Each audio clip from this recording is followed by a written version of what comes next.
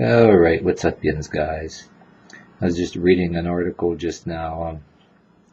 This guy here, a real piece of work. Yeah, I read about this guy. He murders a 9-year-old girl in his trailer. He's supposed to be babysitting this girl. He smashes her to death with a brick. He beats her with a brick to death. With a brick. Then he puts her in some trash bags, puts her in a freezer, freezes her up, and then cuts her up with a hacksaw and attempts to get rid of the parts. Left some of the parts in his trailer.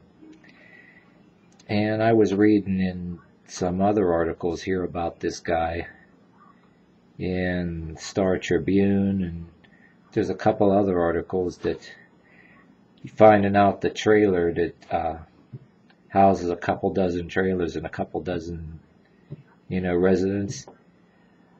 They said half of them, a good amount of them, were registered sex offenders. It says right here in the bottom of this article here from the Star Tribune, according to the state website, 15 registered sex offenders live in this trailer park that numbers about 2 dozen homes. This comes from when they interviewed some resident over there too. Was coming out of the mouth of a resident over there, saying that they keep to themselves because of that. They don't like that very much. But crimes like this, you want to do the punishment that fits the crime. Beat this guy to death with a brick. But then when you beat him to death with a brick, he wouldn't be alive to experience the sawing up of himself and being discarded like you did that young kid. But tell me, I don't know about yins guys, tell me, if you were a cop arresting this guy, wouldn't you be tempted to beat the living crap out of him? Shove a nightstick right up his butt, do all kind of stuff, probably kick him to death, and maybe beat him in the groin with a nightstick. I mean, if you were the arresting officer, would you honestly be able to have self-control, or would you be tempted to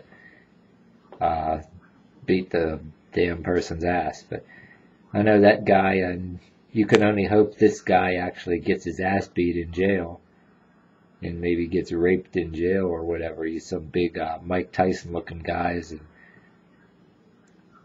maybe some big Stone Cold Steve Austin looking guys getting him in the shower and all kind of crap. That would be pretty much a blessing. But for people like this, it's a tempting, I almost got that little sentence wrong. For guys like this, it's kind of tempting to dream up a thing I call creative and unusual punishments. Like, what would you do with a guy like this? Maybe blowtorch to the groin, boiling hot enema, some boiling water, pour it up his butt, put a piece of conduit up his butt, and then put a funnel in the conduit and then pour hot water down it. See how he'd like that, huh? Or you put a guy like that in jail, everybody strap him to the ground and you put a funnel in his mouth, and then the rest of the prisoners piss in the funnel until his stomach gets filled up with piss, and then kick him in the ribs a bunch of times until he vomits all over himself. And anyway, this guy like this is a real piece of work. So anybody that says a guy like this should be treated nice in jail and don't deserve the death penalty, they're actually pretty much delusional. Well, at the very least, if you're against the death penalty, you should. If you're against the death penalty, you should at least agree that a guy like this should suffer in jail. So in a lot of cases like this, the death penalty is too good for a guy like this. You know what I mean? So that's basically what I'm saying. Yeah, that's right. The proper way to be against the death penalty, if you want to be against the death penalty, if somebody like this is say the death penalty is too good for this guy. Yeah, why let him off that easy? Unless you believe in hell, you know, that there's a hell for him to go to and he's going to burn. And maybe you believe that the guy might get butt raped by a bunch of demons with fiery ding-dongs. Yeah, maybe he'll go to hell and a bunch of demons with flaming ding-dongs will actually rape the hell out of him. But anyway, yeah, one of the things that I was actually trying to say too, you know, that I forgot to mention, the trailer park housed a bunch of known registered sex offenders. So you know anyway why this guy killed this kid the way he did.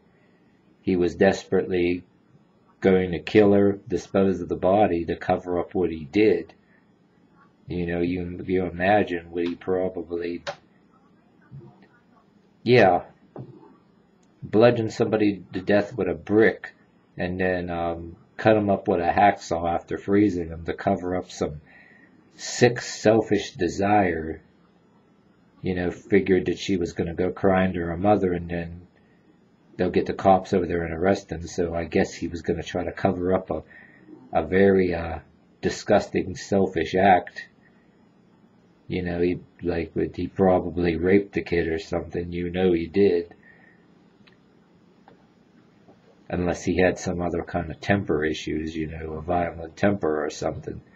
Because the kid was acting up or some damn crap that he thought was a good reason to do it or something.